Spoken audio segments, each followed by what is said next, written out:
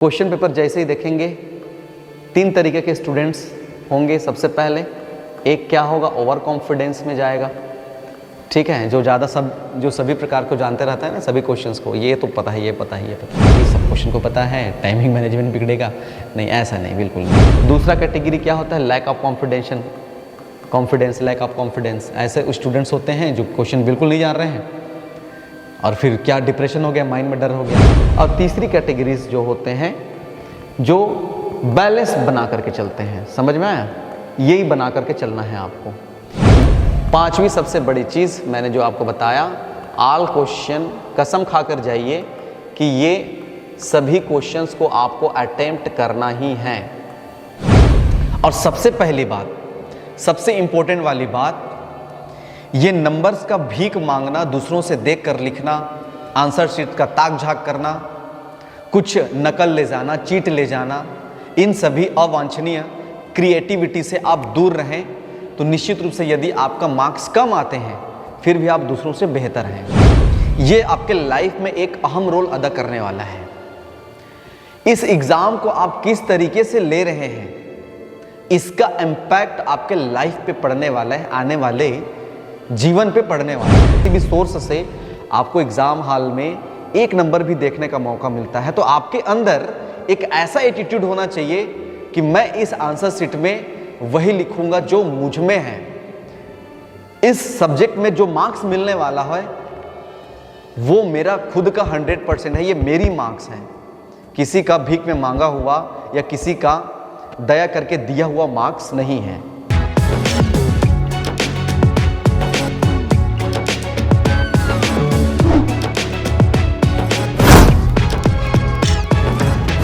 Hello everyone, उम्मीद है आप लोग की पढ़ाई अब कंप्लीट हो गई होगी या कंप्लीट होने वाली होगी, ठीक है। तो सबसे पहले आज हम लोग कुछ बातों पे डिस्कस करने वाले हैं क्योंकि आप एग्ज़ाम देने जा रहे हैं, क्लास 10th वाले हैं तो पहली बार बोर्ड फेस करने वाले हैं, और क्लास 12th में हैं तो स्कूलिंग का लास्ट टाइम आप बोर्ड फेस करने वाले हैं। और आपको पता है जी कि ये जो बोर्ड एग्जामिनेशन का जो मार्क्स है, परसेंटेज है या कुछ एग्ज़ाम देने का तरीका है, ये आपके लाइफ में एक अहम रोल अदा करने वाला है। इस एग्ज़ाम को आप किस तरीके से ले रहे हैं, इसका इम्पैक्ट आपके लाइफ पे पड़ने वाला है, आने वाले जीवन पे पड़ने वाला है। तो क्यों ना हम इनके कुछ टिप्स के बारे में डिस्कस कर लें, कुछ माइंडसेट के बारे में डिस्कस कर लें, जिससे ये एग्ज़ाम आपका बेहतर जाए और आपके लाइफ में भी सबसे अच्छा इम्पैक्ट डालें। तो क्या तैयार हैं आप? ठीक है, चलिए स्टार्ट करते हैं। सबसे पहली बात ये कि यदि आप एग्ज़ाम ये सोच करके जा रहे हैं कि मुझे अच्छा मार्क्स लाना है तो चीज़ें ठीक है, लेकिन उतनी ठीक नहीं है जितनी ये सोच करके जाना कि मुझे अपना 100% देना है, चाहे मार्क्स कितना भी क्यों ना आए। और सबसे पहली बात, सबसे इंपॉर्टेंट वाली बात, ये नंबर्स का भीख मांगना, दूसरों से देख कर लिखना, आंसर शीट का ताक झाक करना, कुछ नकल ले जाना, चीट ले जाना, इन सभी अवांछनीय क्रिएटिविटी से आप दूर रहें तो निश्चित रूप से यदि आपका मार्क्स कम आते हैं फिर भी आप दूसरों से बेहतर हैं। यकीन मानिए, मार्क्स का, आपके मार्क्स सर्टिफिकेट का उतना ही रोल है जितना आप दूसरों को दिखा पाएँ कि मेरा बस इतना मार्क्स आया है। कुछ टाइम के लिए ताली बजा देंगे, अंत में आपके अंदर वो जो एटीट्यूड था, वो जो स्किल्स था, वही काम आने वाला है, क्योंकि ये कंपटीशन का ज़माना है। ठीक है जी। तो सबसे पहले ये दिमाग से उतार दो कि हमको नकल लिखना है। यकीन मानिए, नकल का काम कुछ नहीं आने वाला है, हटा दीजिए माइंड से। यदि कोई बताता भी है ना, चाहे वो टीचर्स हो, चाहे वो स्टूडेंट्स हो, चाहे कोई सा भी हो, किसी भी सोर्स से आपको एग्ज़ाम हॉल में एक नंबर भी देखने का मौका मिलता है तो आपके अंदर एक ऐसा एटीट्यूड होना चाहिए कि मैं इस आंसर शीट में वही लिखूंगा जो मुझ में है। इस सब्जेक्ट में जो मार्क्स मिलने वाला है वो मेरा खुद का 100% है, ये मेरी मार्क्स हैं, किसी का भीख में मांगा हुआ या किसी का दया करके दिया हुआ मार्क्स नहीं है। जब जब आप एग्ज़ाम होने के बाद जब रिजल्ट आएगा, मार्क्स देखोगे, तो आपके अंदर एक कॉन्फिडेंस, आपके अंदर वो एटीट्यूड होनी चाहिए कि ये नंबर मेरा है, मेरी अपनी मेहनत का है, भले ही कम नंबर ही क्यों ना हो। तो ये चीज़ें दिमाग में होनी चाहिए। चलिए, एग्ज़ाम हॉल में एंटर करने से पहले आपको किन बातों का ध्यान रखना चाहिए, इम्पोर्टेंट टिप्स के बारे में डिस्कस कर लें आज। ठीक है, तो सबसे पहला आप दिमाग में रखें, हम जो इम्पोर्टेंट टिप्स देखने वाले हैं फॉर रिटन एग्ज़ाम, आप कोई सा भी आप दे रहे हैं एग्ज़ाम, ये सभी सब्जेक्ट के बारे में मैं डिस्कस कर रहा हूँ। इन बातों का आप याद रखते हैं जी, ध्यान रखते हैं, तो निश्चित रूप से आपका एग्ज़ाम बेहतर जाएगा, ऐसा मेरा मानना है। सबसे पहली बात ये कि आप एग्ज़ाम को एक फेस्टिवल की तरह माने। समझ में आया? एग्ज़ाम फेस्टिवल, त्यौहार जानते हैं, जब भी हम त्यौहार मनाते हैं, उस त्यौहार जैसे जैसे नज़दीक आता है, हमारे अंदर एक एक्साइटमेंट होती है। डिप्रेशन की बात नहीं कर रहा हूँ, बैलेंस में होना चाहिए एक्साइटमेंट। आपके अंदर वो जील होनी चाहिए कि अरे यार मुझे एग्ज़ाम में बैठना है। ठीक है, आपके अंदर एक खुशी होनी चाहिए। जैसे जैसे फेस्टिवल नज़दीक आता है, हम उसके लिए प्रिपरेशन करना स्टार्ट कर देते हैं, घर को पुताई करते हैं, ठीक है, नए नए कपड़े पहनना स्टार्ट कर देते हैं। तो अब इसका मतलब ये नहीं कि एग्ज़ाम में ऐसा ही करना है आपको, ऐसा नहीं। एग्ज़ाम से रिलेटेड जो तैयारियां हैं आपके अंदर होनी चाहिए। दूसरी बात, एग्ज़ाम फेस्टिवल का मतलब ये होना चाहिए कि आप एग्ज़ाम के प्रति कितना है ऑनेस्ट हैं कि नहीं। ठीक है, उसका रेस्पेक्ट कीजिए। एग्ज़ाम का रेस्पेक्ट करना बहुत ज़रूरी है। यदि आप एग्ज़ाम का रिस्पेक्ट करते हैं तो एग्ज़ाम भी आपका रिस्पेक्ट करेगा, इतना आप याद रखिए।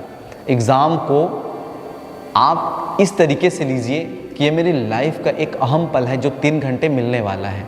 उस 3 घंटे में मुझे कुछ भी ऐसा काम नहीं करना है जिससे मेरे लाइफ में आने वाली जो ज़िंदगी है, कैरियर है, उस पर गलत इम्पैक्ट पड़े।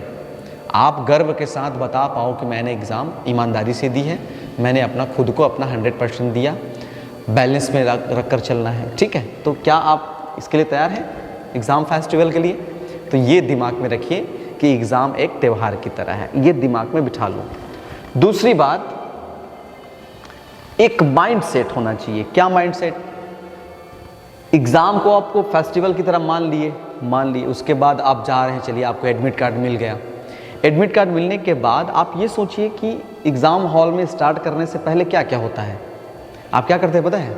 एग्ज़ाम में हॉल के आधे घंटे पहले अपने जितने भी फ्रेंड सर्कल उन सबसे बात करोगे, तेरा कितनी तैयारी है, और उसी 5-10 मिनट में पेज पलटाओगे। जो साल भर नहीं पढ़ पाए, 5 मिनट फिर पढ़ने का प्रयास करोगे। ऐसा नहीं। माइंड का मैकेनिज़्म इस तरीके से काम करता है कि हम जब भी किसी काम को करते हैं, उसके आधे घंटे बाद ना माइंड का स्पीड बढ़ता है। आप थोड़ा सा गौर करना इस बात पे। तो जब भी एग्ज़ाम यदि आपके स्टार्ट हो रही है 9 बजे, ठीक है, तो निश्चित रूप से आपका पर्सनल एग्ज़ाम जो है, आपके अंदर आप जागरूक रहें कि मेरा एग्ज़ाम 8:30 से स्टार्ट हो गया। जब 8:30 से स्टार्ट हो गया तो आप आधे घंटे पहले ही आप किसी से बातचीत करना बंद कर दीजिए। आप वो इमेजिनेशन स्टार्ट कर दीजिए कि मेरा एग्ज़ाम स्टार्ट हो गया, अब मुझे किसी से बात नहीं करनी है। क्या आप बात समझ पा रहे हैं? ठीक है, तो एग्ज़ाम टाइम बिफोर, ये दूसरा जो टिप्स है, आपका जो एग्ज़ाम स्टार्ट होगा बिफोर हाफ आवर, ये कर लें। इसका मतलब ये हुआ कि आधे घंटे पहले आपको किसी से बातचीत नहीं करनी है, वो फ्लो चार्ट तैयार करना है कि आप 3 घंटे में क्या करने वाले हैं। ठीक है, ओके सर, ठीक है। अब क्या किए, आप एग्ज़ाम हॉल में चले गए एडमिट कार्ड लेकर के। तो सबसे पहले आपने क्या किया, अपने आंसर शीट में मस्त रोल नंबर लिख लिए, जो चीज़ें लिखनी थी, गहरी सांस ले लिए, और जैसे ही बैठिए पूरे हॉल को देखिए। हर एक बच्चा यूनिक है, तो आप भी यूनिक हैं। अपने आप को यूनिक मानिए।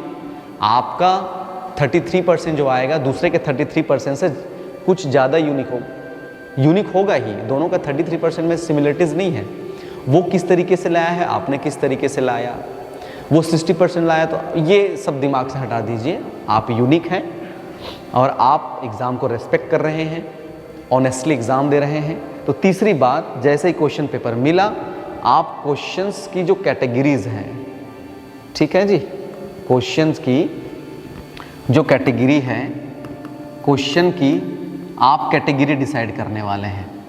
समझ जाइए क्या डिसाइड करने वाले हैं, कैटेगरी। क्वेश्चंस को आपको 3 कैटेगरी में डिवाइड करना है, समझ में आया। और वो 3 कैटेगरी कौन कौन से होगा? सबसे पहली बात, वो कैटेगरी जिसको आप 100% जानते हैं, ऐसा क्वेश्चंस को टिक लगाइए। वो क्वेश्चंस जिसको आप 50-50% जानते हैं, हो सकता है 30-70 का रेशियो हो, लेकिन कुछ तो जानते हैं, उसके बारे में ऐसा नहीं कि पूरा ब्लैंक है।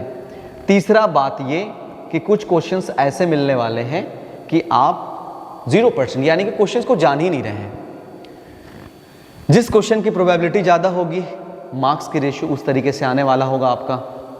तो आप ये जो 100% वाला क्वेश्चन है, यहीं से आप स्टार्ट करना चालू कीजिए बनाना। याद रखिए, यदि एग्ज़ाम हॉल में घड़ी अलाउ है, वॉच अलाउ है पहन कर जाना, क्योंकि बहुत सारे डिजिटल वॉच अलाउ नहीं रहता है, तो आप नहीं है अलाउ तो बीच बीच में आप ऐसे जगह बैठिए, आप सर से पूछिए कि टाइमिंग कितना हुआ, क्या, सबको तो पता रहता है। आपका टाइमिंग दिमाग में होना चाहिए, ठीक है। ये देखने के बाद आपके दिमाग में चालू होना चाहिए क्या, टाइमिंग का मैनेज कैसे करें। समझ में आया, टाइम मैनेजमेंट। अब यहाँ पे 2 चीज़ें हो सकती है।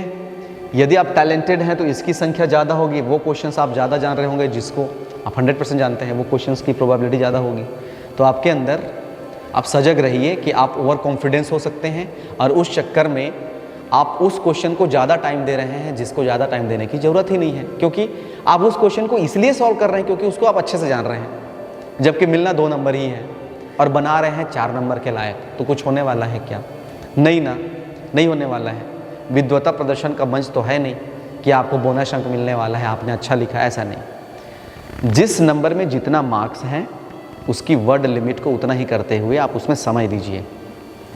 प्राय होता क्या है, स्टार्टिंग में बच्चे अच्छा राइटिंग बनाने के चक्कर में मस्त पेन को स्टाइल से पकड़ेंगे, और अगले 1-2 घंटे में, 1 घंटे में आप 10-15 क्वेश्चन बनाएंगे, फिर अगले लास्ट वाले 1 घंटे में, उस 1 घंटे में 15 से 20 बना लेंगे। और उसकी स्पीड देखना आप, तो सबकी स्पीड सेम होनी चाहिए, ये मेरा मानना है। क्योंकि आंसर सीट ऑल ओवर ठीक ठाक रहा तो चेकर जो होंगे, चेक करने वाले का माइंडसेट पॉजिटिव होता है, और वो आपको अच्छा नंबर देने वाला है।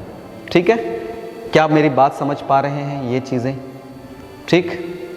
टाइम मैनेजमेंट करें, और जो मैंने बताया कि क्वेश्चन पेपर को आप 100% से स्टार्ट कीजिए, जिसको जान रहे हैं उसके बाद 50%, और जिसको नहीं जान रहे हैं उसको भी अटेम्प्ट करना ज़रूरी है। अटेम्प्ट करना ज़रूरी, हाँ दिमाग में बिठा लो, अटेम्प्ट करना ही है। ऐसा बिल्कुल नहीं होना चाहिए कि बिल्कुल नहीं जाने, लिख ही नहीं पा रहे हैं, ऐसा नहीं। कुछ भी लिख कर आइए रिलेटेड। अब गाना वाना लिख के नहीं आना है, ऐसे बहुत सारे स्टूडेंट्स कर देते हैं, ऐसा नहीं। 5वीं सबसे बड़ी चीज़ मैंने जो आपको बताया, ऑल क्वेश्चन, कसम खा कर जाइए कि ये सभी क्वेश्चंस को आपको अटेम्प्ट करना ही है। समझ में आया? सभी क्वेश्चंस को अटेम्प्ट करना ही है खुद से। ये 5 टिप्स और मैंने जो बीच में बताया, जो एक्सप्लेन किया, यदि आप इन चीज़ों को दिमाग में रखते हैं तो निश्चित रूप से आपका एग्ज़ाम बेहतर जाएगा। ये होने के बाद आपके अंदर 2 चीज़ें और हो सकती है। वो 2 चीज़ें क्या? क्वेश्चन पेपर जैसे ही देखेंगे 3 तरीके के स्टूडेंट्स होंगे। सबसे पहले एक क्या होगा, ओवर कॉन्फिडेंस में जाएगा, ठीक है, जो सभी प्रकार को जानते रहता है ना, सभी क्वेश्चंस को, ये तो पता है, ये पता है, ये पता है। उस चक्कर में फिर दिल की धड़कनें बढ़ जाएंगी, सब क्वेश्चन को पता है, टाइमिंग मैनेजमेंट बिगड़ेगा। नहीं, ऐसा नहीं, बिल्कुल नहीं, ओवर कॉन्फिडेंस नहीं, ठीक है। दूसरा कैटेगरी क्या होता है, lack of confidence, lack of confidence. ऐसे स्टूडेंट्स होते हैं जो क्वेश्चन बिल्कुल नहीं जान रहे हैं, और फिर क्या डिप्रेशन हो गया, माइंड में डर हो गया। याद रखना, टेंशन मत लेना जी, टेंशन लेने की कोई ज़रूरत नहीं। एग्ज़ाम फेस्टिवल है, आप अपना 100% दे रहे हैं। हर बच्चा यूनिक है, आपके अंदर जो यूनिकनेस है, फाइट कीजिए, बैटल से भागने की ज़रूरत नहीं है। मोर्चे पे डटे रहो वाला सिस्टम होना चाहिए। 3 घंटे से पहले आपको 1 मिनट के टाइम को वेस्ट नहीं करना है इधर उधर देखने में। आपके अंदर जो है उसको दीजिए, 3 घंटे तक लड़ना है आपको। समझ में आया?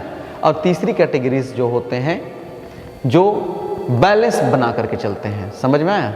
यही बना करके चलना है आपको। ये और ये दोनों खतरा है, समझ में आया? ये बैलेंस बनाकर चलिए। समझिए सब्जेक्ट की नेचर को समझिए कि हम इसमें क्या क्या शामिल कर सकते हैं। साइंस कैटेगरी है, डायग्राम हो गया, फ्लो चार्ट्स हो गए, कैटेगरीज ऑफ बुलेट पॉइंट्स हो गए, ठीक है। अंडरलाइन कहाँ पे करना है, इन्वर्टेड कामा कहाँ पे करना है, पैराग्राफ चेंज कैसे करना है, इन सभी चीज़ों को आप ध्यान में रखिए तो निश्चित रूप से आपका एग्ज़ाम बेहतर जाएगा। लड़िए। इसी 3 घंटे के लिए आपने साल भर तैयारी किया है और इस 3 घंटे से भागेंगे, इस 3 घंटे से मुंह मोड़ने का प्रयास करेंगे, इस 3 घंटे से जी चुराने का प्रयास करेंगे तो फिर कहाँ चलेगा। एक एक टाइमिंग, एक एक सेकंड का प्रयोग कीजिए। वो आपको एहसास, वो आपके अंदर जो जुनून, वो आपके अंदर ज़ील वो होनी चाहिए कि ये मेरे लाइफ का एक अहम हिस्सा है और इससे मैं भागूंगा नहीं, इसका मैं रिस्पेक्ट करूंगा और ईमानदारी से एग्ज़ाम दूंगा और जो भी एग्ज़ाम दूंगा वो मेरा खुद का नंबर होगा। किसी दूसरे से देखकर या नकल या कोई बताता है तो मैं संकल्प लेता हूँ कि मैं ऐसा अवांछनीय जो क्रिएटिविटी है उसका मैं पालन नहीं करूँगा, दूसरों से आगे निकलेंगे। All the best. एग्ज़ाम की बहुत बहुत शुभकामनाएं। आपका एग्ज़ाम अच्छा जाए, ऐसी मेरी ईश्वर से शुभकामनाएं हैं। Thank you very much. बहुत बहुत धन्यवाद।